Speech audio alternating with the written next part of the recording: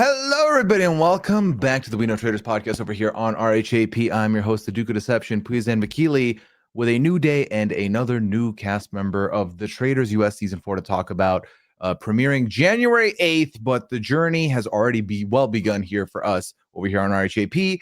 Today, we're going to go over to a place that a lot of you hold sacred in the summer. It is a very important place for a lot of us, and it is a house that is important to most. We're going to go to Big Brother, folks, and we're going to be talking about Ian Terry and his return to television and his jump into the castle. And who better to talk about a Big Brother person than I got a bestseller here, y'all. A bestseller who knows a thing or two about Big Brother, and also the king of the live feeds, the one and only Taran Armstrong. Taran, how are you doing? I'm doing very well. Very excited to be here. I love the intersection of talking about other shows and Big Brother. It's great. Yeah, I feel like you've been getting that opportunity a lot more recently too, with a lot of these shows adapting that crossover appeal. I feel like Big Brother players are venturing into other fields now, Which is so fun and funny because we get to know Big Brother players so much better on Big Brother than any other show. Like not even close. And it's pretty wild how accurately you can often predict the way that they will behave or act or perform in other seasons based on what you've been able to see from them on Big Brother.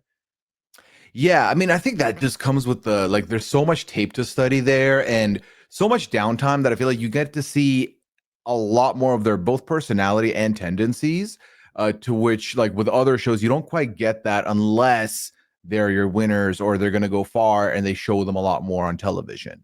There's a lot more to parse through. Yeah, and if they're a winner on Big Brother, then you've really seen a lot. Exactly. Of course, we are talking about the one and only Ian Terry. Now, Taran, Ian's somebody who had, I believe, to my recollection, not counting any web shows or any web stuff, this is his first time venturing out of Big Brother to a different show here. Yeah, I don't think he has competed in anything other than Big Brother. He's competed on Big Brother twice. He won his first time and did not perform, I think, as well as he would have liked to on his second time. Worth noting, he was the youngest winner of Big Brother. That was over 10 years ago now. That was roughly like 13 years ago now. And then he returned to the show about 5 years ago, and then again did not perform how he would have liked. But here he is for the Traitors. Yeah, and I'm very interested to see what this space looks for him as opposed to the Big Brother house. We really saw him rise like a phoenix in his first stint on Big Brother, being on the brink of an early exit in the beginning to then being the last one standing. But then with his second run, it felt silent. Now, obviously, I was around then to cover that season with you, with All Stars, but I also don't remember a lot that went down then. So maybe you can remind us of how the journeys went on both seasons. Yeah, so Big Brother 14 in 2012. Ian was again the youngest, a very young player on that cast, and he came in really hot in terms of the way that he was behaving in the house, in terms of just like the amount of awkwardness. The feeds were like opening, and he was like running around naked, and like he wasn't running around naked, right? Sorry, that might have been Jace. He was doing some things.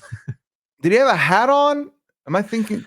I might be confusing him with Jace from BB17. I apologize, Ian. He was doing some wacky things. I don't remember exactly if it was running around naked.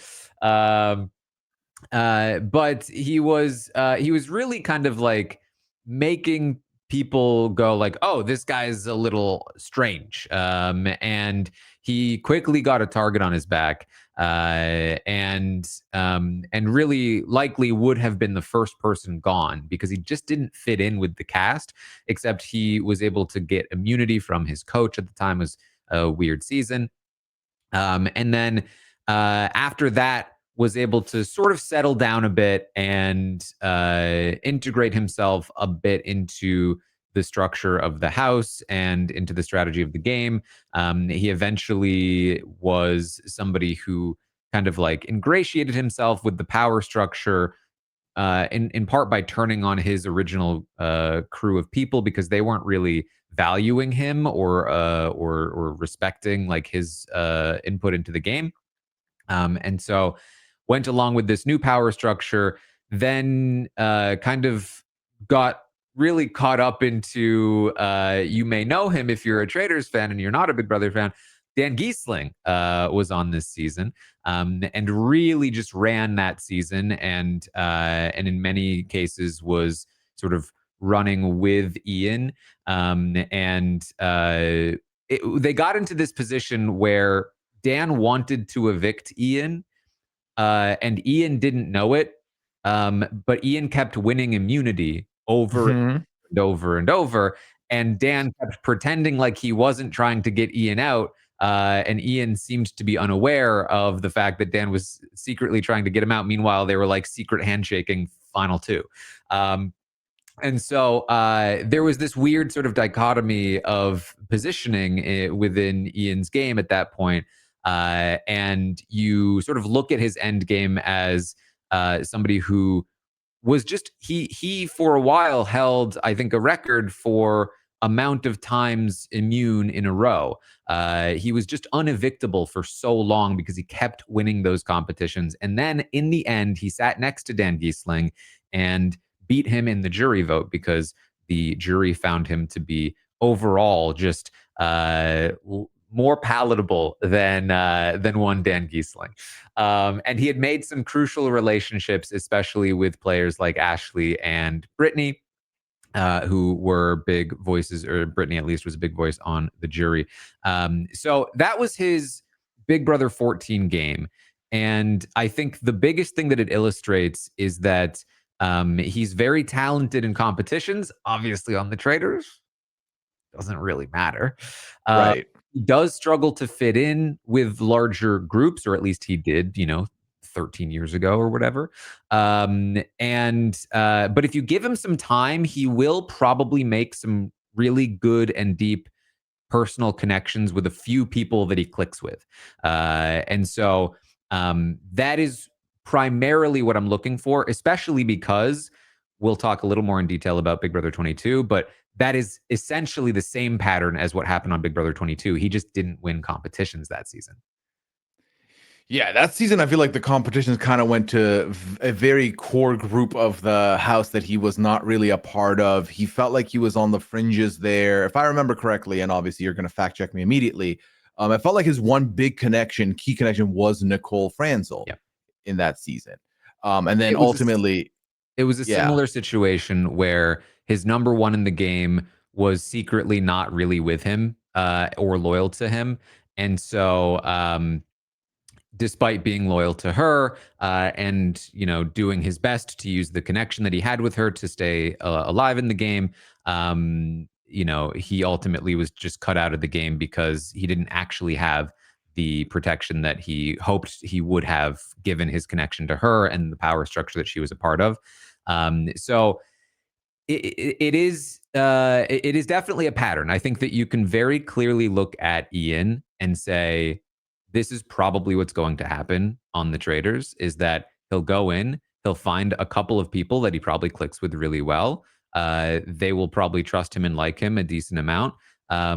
But can he find somebody that's actually going to stick to him and stay loyal to him? That's been his issue. That's been the thing he's, I think, like been looking for essentially on these shows, on Big Brother.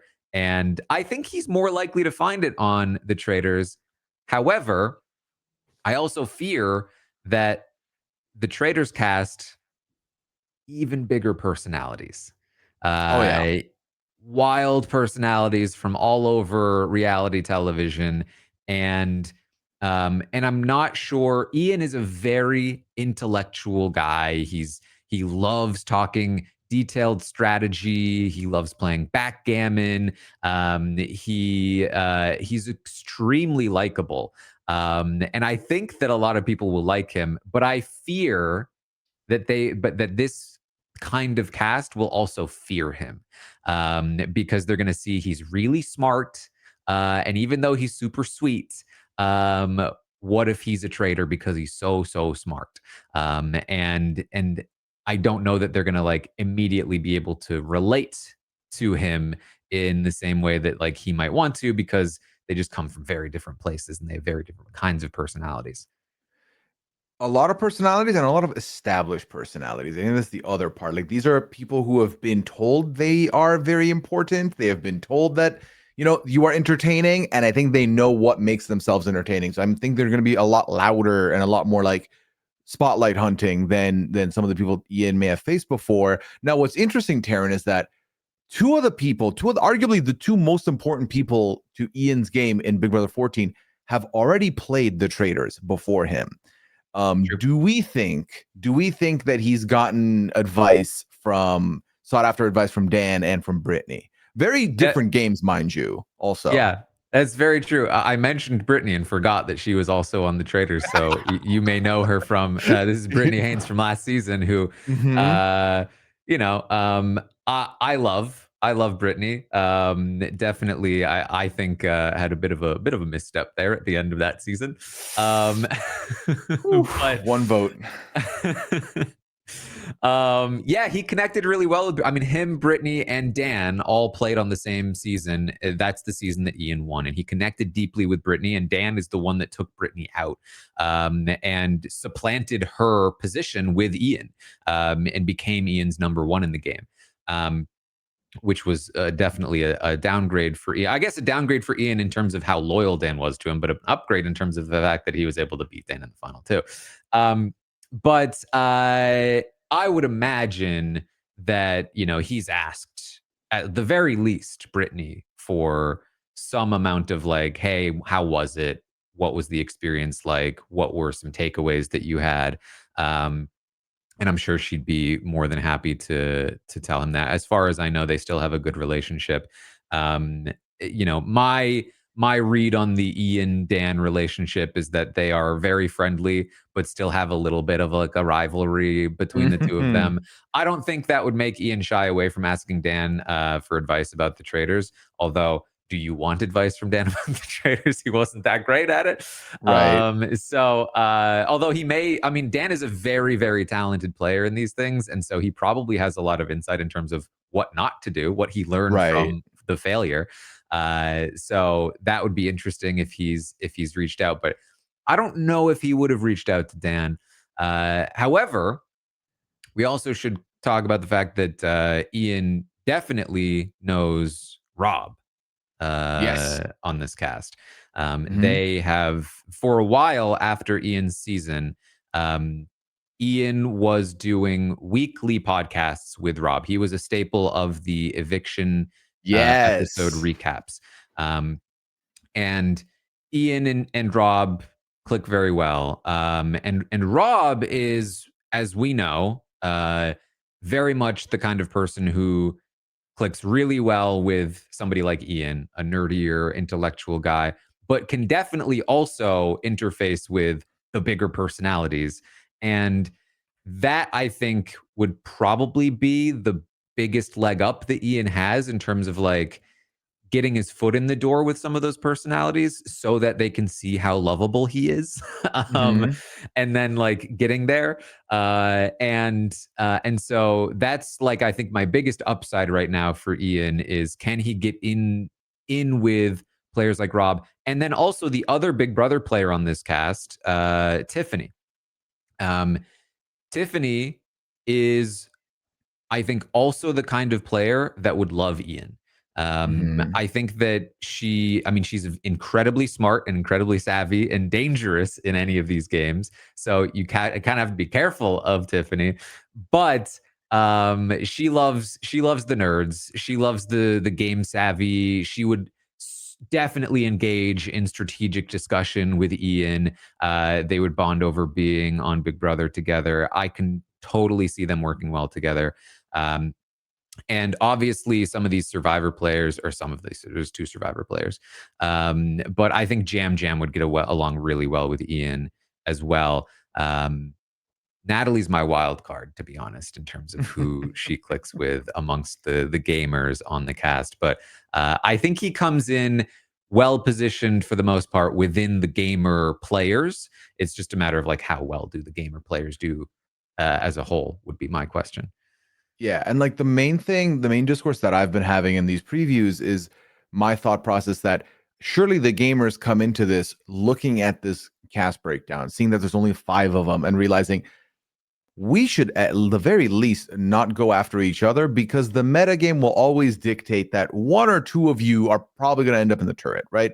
And even if they don't put 2 of the gamers or 1 of the gamers in the turret, I think that that should be the assumption for a lot of people. So the last thing you want is infighting out the gate, especially when I feel like we watched the Housewives leave early last year. So I think that's going to be something that's going to be out in the forefront. I think this cast also skews a lot more variety celebrity than some of the past ones we've had. Like last year was very gamer intensive, and we saw how badly that went for the gamers because they all turned on each other. So surely you're not going to want to turn on each other here. So I think that's good for Ian if he has a starter group like that to deal with. And I do think that for Rob, Ian's like the number 1 familiar face there to be like, you're cool, I'm cool, we have a pass, let's like walk through this together a little bit. Now, my question to you, Taran, is how do you think, and having watched Ian both on feeds and for both his seasons, how does Ian fare with that first impression? Now, I know we talked about him being a potential early boot in 14. What is the first impression for Ian? Specifically, even 22 might matter more, since at that point he's like grown into more of an adult than he was when he first got there.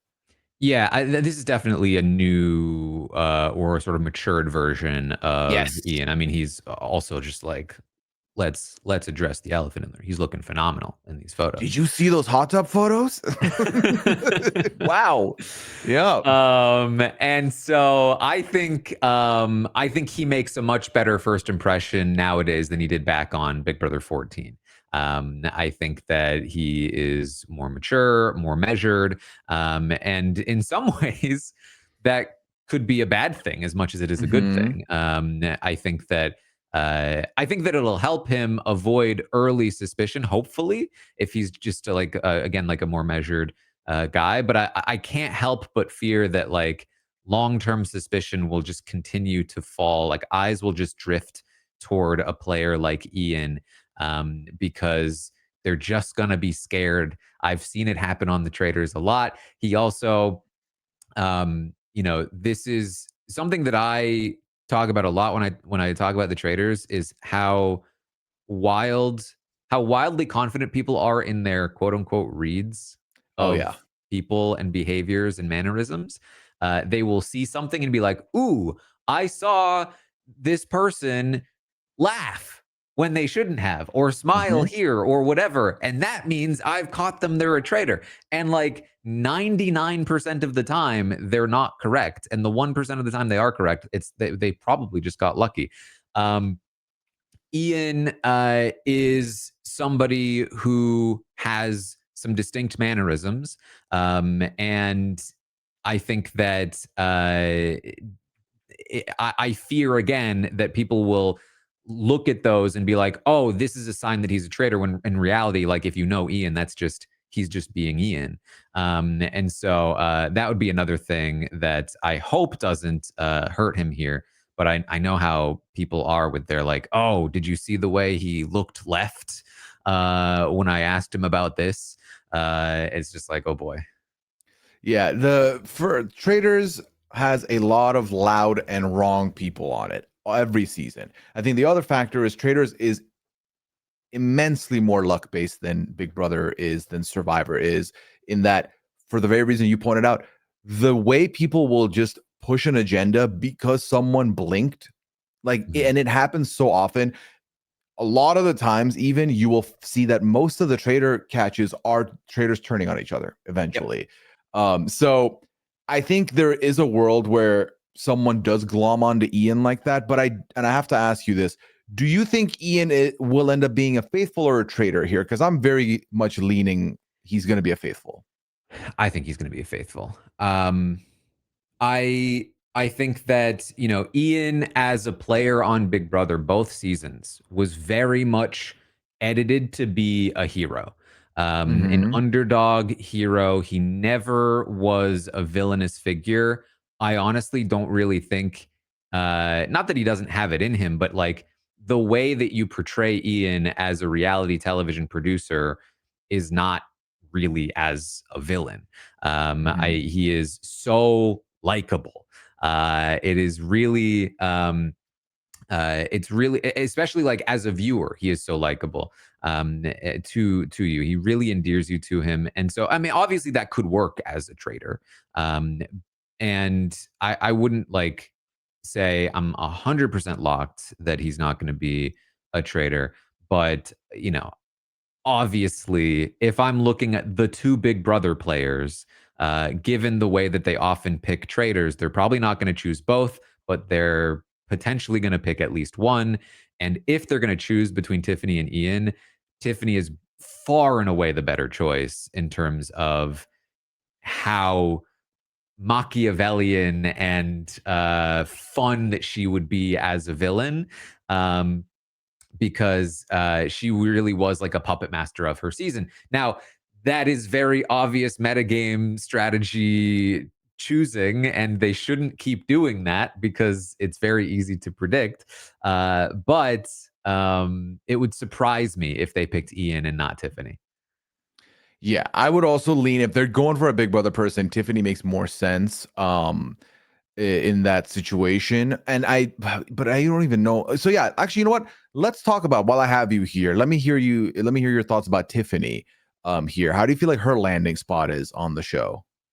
Tiffany, I think, is in a much better position to play a long game. Now, it's the Traitors, and anything could happen. And maybe Yes. because of that, she's killed early, or, maybe like Dan or whoever before her, she is going to like play too hard or whatever the case is.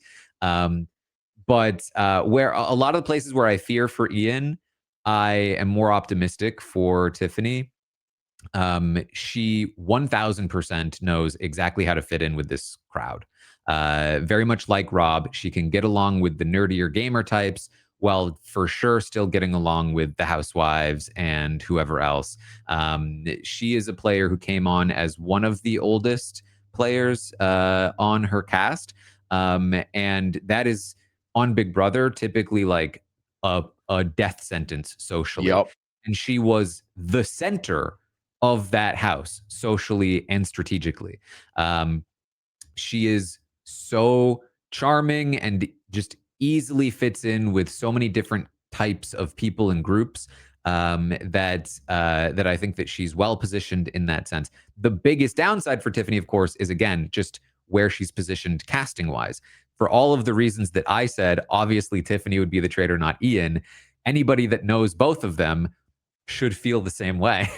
um, and and if you take out Ian and he stands up there and he says, "I was a faithful," Dun dun dun. you look straight at Tiffany, right? Like that's really bad for Tiffany if anybody's playing the metagame. I don't know how many of the people on this cast will play the metagame, but I fear for that. But in terms of just like raw talent and positioning in this cast, I think that she's well situated and positioned to perform. Yeah, I think a lot of our questions, Taryn, will boil down to one key factor, and that is the metagaming. Will people meta that there has to be so and so many people in the turret from these shows? Are they going to compare it to last season? Are they going to punish people for last season? This is the thing I've always been saying for the last like 3 seasons at this point, and it's never really resulted in anything.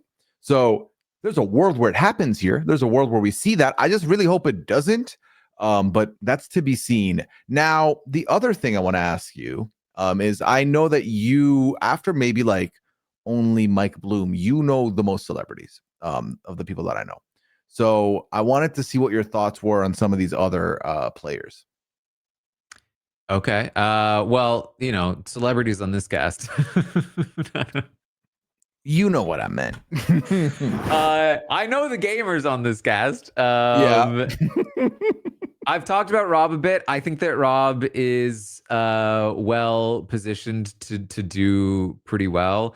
I would personally like him to be a traitor. I think that's a pretty decent spot for him. I think that, winning the game, whether as a traitor or a faithful, will be difficult, but I think he's hopefully positioned to make a decent run of it, not be too early of a boot. Jam Jam is an interesting one. I think that Jam Jam is probably I would say the best positioned to succeed of the Mhm. gamers because of his personality. He is so disarming. He doesn't let on how savvy he is strategically. And so he is in that way like the least like suspicious, and probably has, if you're looking at them, you're like probably has the lowest threat level in terms of reputation and just the vibes that he gives off. So I think that's very good for him. And then there's Natalie, who is such a wild card to me because she is very savvy, very cutthroat, and in my eyes, like the one person of the gamer group who would be more willing to be like, do I want to work with these people? Mm. Or would I rather cut them and work with the people who don't know how Know to what they're play? doing? Mm. Right? Because I think that Rob and Jam Jam and Ian and even Tiffany Tiffany likes working with gamers. Rob will, Jam Jam will, Ian will. Natalie, she likes working with smart gamers and people, but I don't know how strong a relationship she has with the rest of that crew, and especially because Rob and Jam Jam and Ian and even to some degree Tiffany probably all know each other better in my mind than Natalie knows them. She might feel like she's at the bottom of that group. And again, she's not a player that's going to just take that and be Right. like, that's fine, we'll run with this for a while. She's, I think, a pretty proactive player. So um, she's the one I'm watching out for in terms of, can this group actually work together? And almost because of that, I think she is probably the player who benefits the most from breaking away. Who, if she is able to escape from the gamer stuff and then start contending with a bunch of celebrities, I think that she can trick them, and I think that she can win. So that's very interesting to me. And I think that and again, the problem there is, though, and this is exactly, I think, what the issue was in season 3, that the gamers who think that way and feel that way um, will take themselves down trying to take the other gamers out.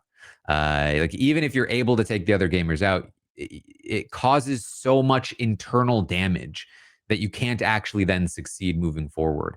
And so it is kind of like yeah, it would be great in a perfect world if Natalie was able to just kind of like play as the sole gamer here. I think she has a great chance. But there are 4 other gamers there, and if she turns on them, they're going to take her down with them at the very least. And so, how do you manage that? I think you do just kind of have to run with them for a while and then see where things go. So, that's been my general read on this stuff. You can also, again, never underestimate Tiffany and where she might decide to go. Tiffany played on her season. She had essentially 2 games running. She had the game where she wins, and then she had the game where she played with the cookout. And the cookout was an alliance of all Black players because it was the first time that they had that many Black players on a season. They wanted to guarantee the Mhm. first Black winner of the show. And so she essentially sacrificed her own positioning in order to allow for that mission to take place and succeed in dramatic fashion. Given that, she might be a little bit less inclined to be like sitting back and going with the group. She might be more like, well, now is my time to really play selfishly. And then, you can't ever fully know where Jam Jam will go. He was pretty loyal to his group. But he had his things with Carolyn, but that was Carolyn, who Right. you know from last season of the Traitors. Uh, Ian, I think, is the most reliable of that group for sure. Ian would be a loyal player for that group, I think. But yeah, it's hard to Yeah. say. If you're looking for a constant in the gamers group, Ian should be your guy. 1000%. I think he's going to go maybe all in on this group to a certain degree, but I think everyone else is going to be very quick to mingle. And I do think that is the key for the success of any of these gamers on this cast is the mingle component. I think they need to befriend a housewife or two, and I think then they need to just, gain some general favor with some of these people who really may not know who they are. I think they need to do that quick, because the last thing they would want is for someone to come in and immediately be like, nah, these gamers, they've been controlling the game every season, and there's only 5 of them, so it's going to be very easy to just like pounce on them. So as long as, and they got the personalities to shine, bless them, all of them do. So I do think as long as they do that, they should be fine. But I'm very intrigued by this Natalie web you've weaved, this defection, and how and whether or not that'll happen. That'll be very fun. If this was a script, I'd be all in. Yeah, I mean, like I said, I know the Big Brother player is a lot better than the Survivor player, so I have no idea if that read on Natalie is anywhere near accurate. I'm judging off of, I guess technically I've watched 2 seasons of her on The Amazing Race, and then also 2 Yeah. seasons of her on Survivor. But I've never actually seen the minutia day to day of her and how she plays the game, and so my hope is that the prediction falls more on the side of like she loved working with Jeremy, she loved working with the people that she was with. And she is a pretty loyal player in that regard. So, I think somebody in that group just needs to be like, you're my, like, whether it's maybe Jam Jam or, I think like maybe Rob can be that person, but I think Rob is going to probably be pretty social. Maybe it's Tiffany, maybe they bond. Maybe it's Ian. Maybe Ian and Natalie connect. I could see that happening as well because Natalie is such a gamer. But I think she needs to feel like she has some kind of foothold in that group, or she's a self-interested player. She's not going to just be number 5. Yeah, she's not going to just let people take the gamers down on her with it if it's happening that way. I definitely agree. Now, while I have you here, Taran, I have another question for you. So I've noticed you've been watching a lot of the Traitors franchises this past year. Mm. And I also know that historically you had mentioned that you didn't love the format of the show. You kind of saw it as a bit of a flawed program, but have you been enjoying it more recently? I think as I've watched more seasons, I'm sort of more and more able to articulate where I think I like the show and where I think the show annoys me. And I Fair. think in particular, the Celebrity UK edition Yeah, yeah, was yeah. was such a great example of it. It really highlighted to me the major ways that other versions of the show fail for me. Because I was like, I like Stephen Fry. I Mhm. like, some of these people. I'll check it out. I'll give it a shot. I'll probably fast forward through it. I'll just check it out. And then, hour plus long episodes, I'm watching the whole thing, even the challenges. Right. Um, and I loved it all the way through. The ending was fine, which is the case for most reality shows, to be honest. Yeah. But it was I think my favorite season of The Traitors that I've watched, which is wild because I've seen a lot of my favorite people on other versions of The Traitors.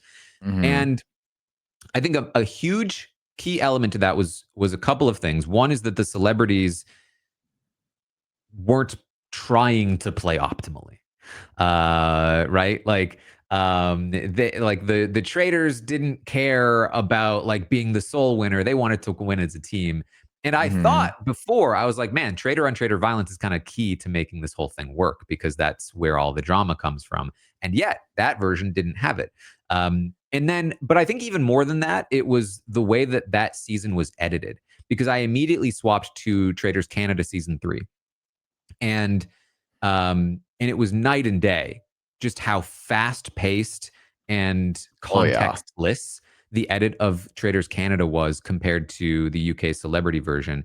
And also something that made me think about the US version on Traitors Canada, I immediately was able to see amongst the traitors, oh, these traders are not making it, or this trader is not making it because they have a terrible edit. everything they do is being dunked on. Therefore, I know that they have a time limit on them. That wasn't the case on the celebrity version. Everybody, including the bad traitors, including the bad faithful, the good faithful, etc., everybody got a balanced edit. The dummies that you would normally like make fun of at the end of the season because they make a terrible mistake or whatever, they had moments of brilliance as well as their moments of failure. It wasn't just a one note, this is an idiot who's making idiotic decisions, and this is a really smart person who's always right.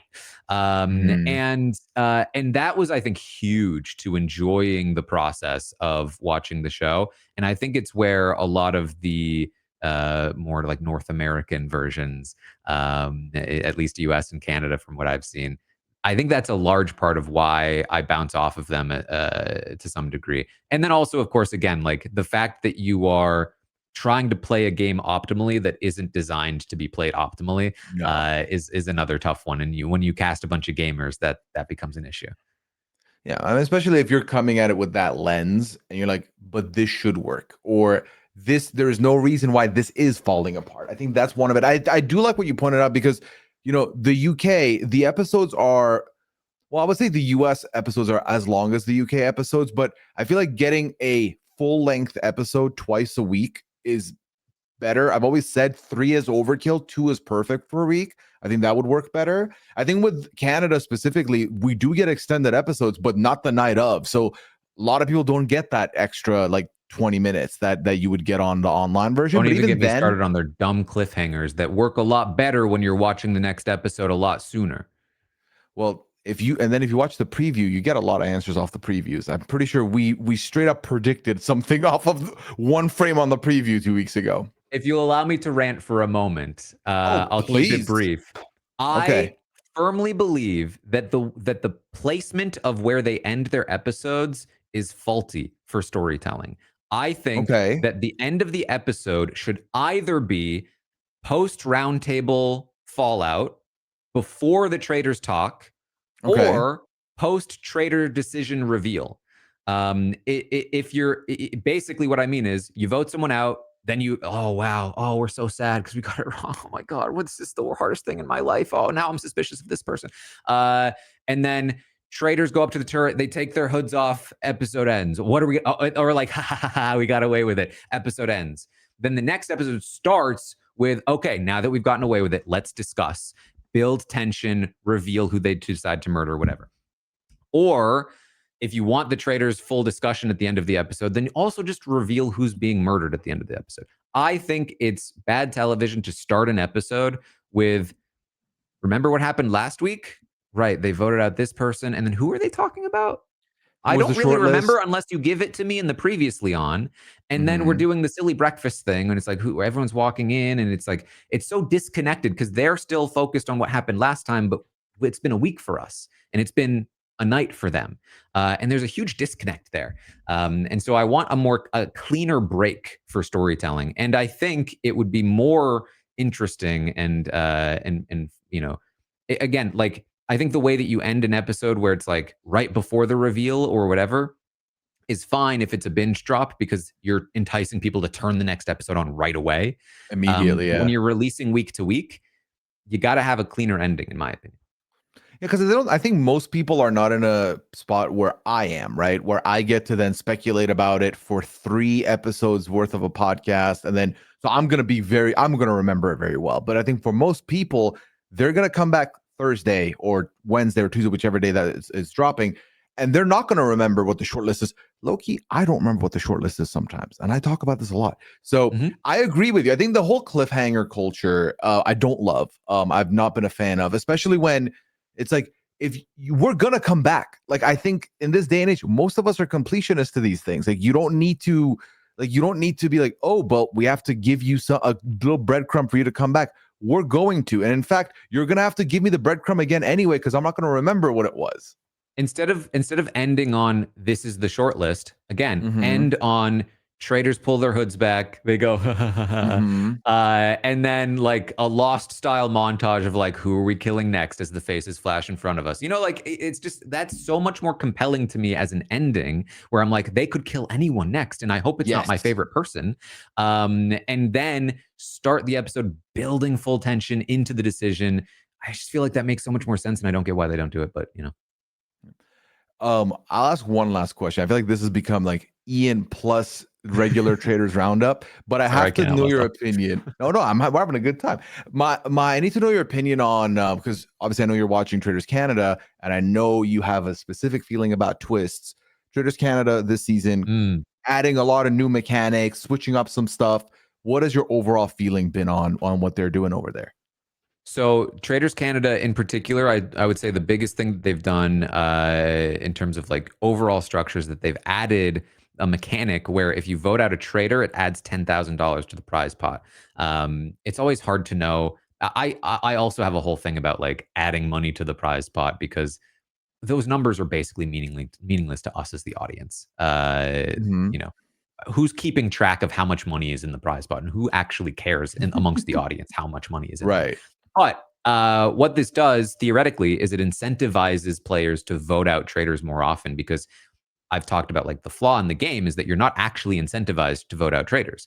Um, if you find one, then your best course of action is to try to position yourself in a way where you're like, this person will not kill me for X reasons because I know who they are.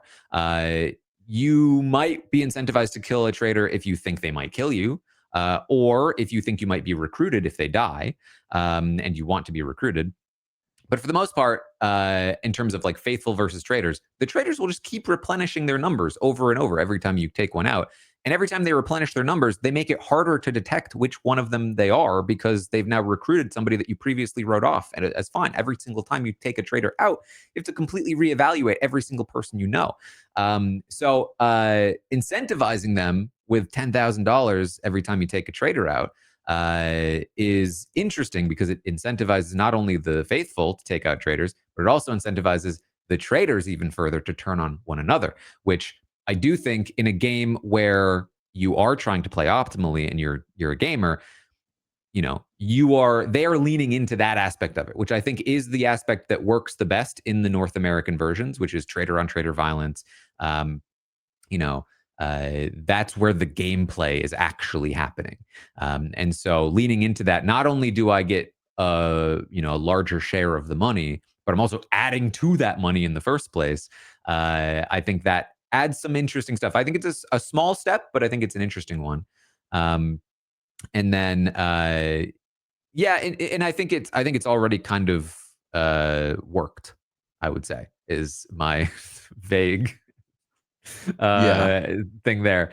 So I like that. I think it's an interesting step. I would the main thing for me is I would love to see the challenges continue to evolve and become less of an episode. For Traders Canada, I've started to skip the challenges because the editing in general is not working for me. And when you skip the challenges, you're watching like a sometimes like a 25-minute episode. And it's like that's all there is after you take out the challenge. And it's like, oof, it's a little rough. What did you think of the fact that we've had so many murder in plain sight and like ways where the traders might not be able to get the murder off because they're not as straightforward as just doing them in the turret and walking away? I like it. I think it's fun. I think it adds a wrinkle to the trader's, master plan, so to speak. I think it makes for like a more compelling decision and like decision display for the audience. Mhm. Um, and the different ways that you are forced to do it also are fun in the sense that it's like, okay, it's hand a cup to somebody and you're thinking about like, how would I go about doing this, and then how do they go about doing it. And it also forces murders that might otherwise not have happened because like sometimes it's like, well, I can only safely do this to my friend that I wouldn't Mhm. have murdered otherwise. Which is, in that sense, it's like bad for strategic gameplay. But again, the show as a whole isn't great for strategic gameplay. So I think throwing in wrinkles like that helps because it sort of further discourages you from playing in a way that's like, oh, I'm going to play the Traitors Angel strategy, except now I'm the person they feel comfortable giving a thing to, and I die because of that. Yeah, I've been very happy with, and you know, usually with Twist, we're just like, ew, yuck, stop it, like keep the game pure. With the Traitors, I've not been mad at it because I do feel like some of these tweaks are making things a little more exciting and a little more different. Whereas we were starting to get like a very clear cut, this should be what you do if you're this type of player, and that's it. There's more variables, and because of the fact that the format of the game is so luck based already anyway, I don't mind it because at the end of the day, this is more of a show for entertainment to me than it is for like key strategic gameplay. I think social players fare better because they're able to make connections and make people not want to A, banish them, or B, murder them. But then moments like this do also punish you for being too social. So it's, you know, if everything's random or everything is a little bit more in the blender, it makes for a better fun product. So Yeah, I mean, The Traitors is a game show that's more show than game, right. and that's why I'm not mad if you're adding wrinkles. How it doesn't really matter how fair it is because the game itself isn't fair, which is true of like a show like Big Brother too. But like Big Brother, the game structure is so compelling by itself that it's frustrating when they mess it up with twists. Whereas the Traitors game structure barely exists at all. And so the more that you can do to add wrinkles and make good TV, I think the better, because I think if you ran the pure Traitors game structure for 10 years, you'd stop watching. Um, I think that it doesn't have enough to propel itself forward. I think the casting is really important, the editing is really important, and adding extra fun stuff I think is really important. So and overall, I generally like what they do.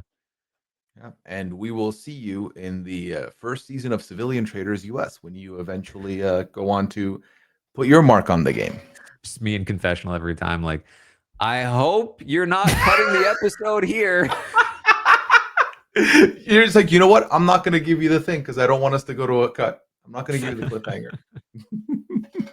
Well, Taran, this was very fun. I'm so glad we got to check in and talk about Ian. Of course, the premiere is happening January 8th, y'all. We're still on the way to getting there, though. But in the interim, Taran, let the people know when they get here where they can find you, what projects you got going on. I know you've been quite busy doing some ventures at the moment. Yes. Well, I'm talking about all these Traitors versions that I'm watching. I'm doing that over on my Patreon. I'm watching these episodes with a little bubble on the screen, and I'm watching it, and I'm pausing, and I'm talking about it as we go. So I did that for Traitors UK. I'm currently doing it for Traitors Canada, and I will of course be doing that for this season of the Traitors when that pops up. So if you want to watch along with me and hear my thoughts and all of that, find my Patreon. And of course, I also published a book last week, which is this book, Behind the Mirror. And it's He's a been bestseller, everybody. He's a bestseller. yeah, it's pretty wild. So thank you to anyone that that did buy it. If you are a Traitors fan and you don't know a lot about Big Brother, and you keep seeing these Big Brother players come through, I think that this is a pretty cool opportunity to get a sense of what the show is like and why people like me are obsessed with it. Um, and just sort of like be a little bit more knowledgeable about where these people come from and all of that. So give it a shot. Perfect. Y'all can, of course, find me on all socials at Pooyaism, twitch.tv/Pooya. I will be watching these episodes weekly as they drop. You only get to talk about your co-host being on the show once sometimes, so I'm going to take that opportunity here. So make sure you follow that on Twitch. And obviously, I'm going to be talking Traitors UK. That's going to be dropping January 1st. So make sure you subscribe to this feed for all your Traitors US, Traitors UK, Traitors anything needs. Still talking Traitors Canada with Scally, 90 Days still going on. Me and Liana still talk on the lounge. So you can find all of those projects scattered all over there. We'll be back tomorrow with a brand new person to talk about. But until then, y'all take care. Have a good one.